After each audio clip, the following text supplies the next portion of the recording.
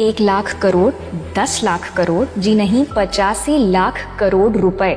WHO के अनुसार 2012 से 2030 तक मानसिक अशांति के कारण होने वाले आर्थिक नुकसान की ये कीमत चुका रहा है भारत। संशोधनों में पाया गया कि विकसित शहरों में रहने वाले हर दूसरे भारतीय को स्ट्रेस, एंजाइटी और डिप्रेशन के कारण अपने दैनिक कार्य पूरे करने में भी दिक्कतें आ रही हैं। इस कारण हर क्षेत्र में देश को भारी नुकसान हो रहा है। अंतर्राष्ट्रीय स्तर पर हुई रिसर्च के अनुसार इस समस्या का सर्वश्रेष्ठ शीघ्र असरकारक हल बताया गया है योग। जिस सनातन संस्कृति ने विश्व को योग का ज्ञान दिया, उसी से दूर होने की कीमत चुका रहा है भारत। लेकिन हैं कुछ ऐसे स्थान जहां ये सनातन संस्कृति अब भी लहलहा रही है, मुस्कुरा रही है और आत्मज्ञान के द्वारा आत्म शांति प्रदान कर रही है।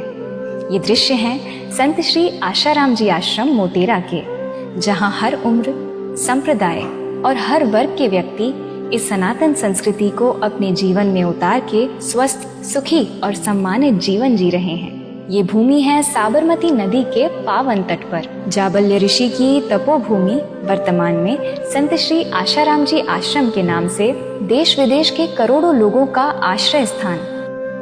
शास्त्रों के अनुसार एक तीर्थ वो स्थान है जो हमें आध्यात्मिक स्तर पर ऊंचा उठा सके।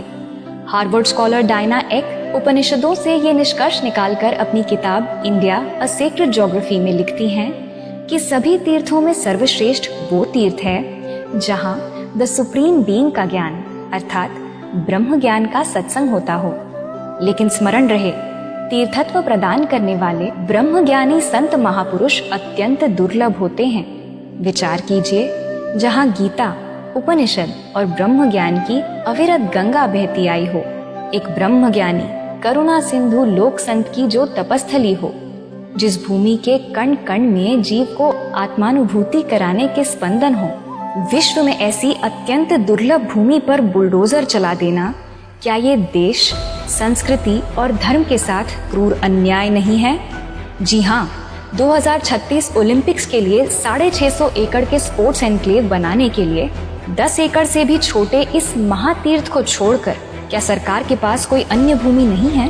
International journal of human rights education के इस आर्टिकल में लिखा है कि पवित्र स्थानों को तोड़ना समाज को स्वास्थ्य और मानव अधिकारों के सर्वोच्च स्तर से वंचित रखना है।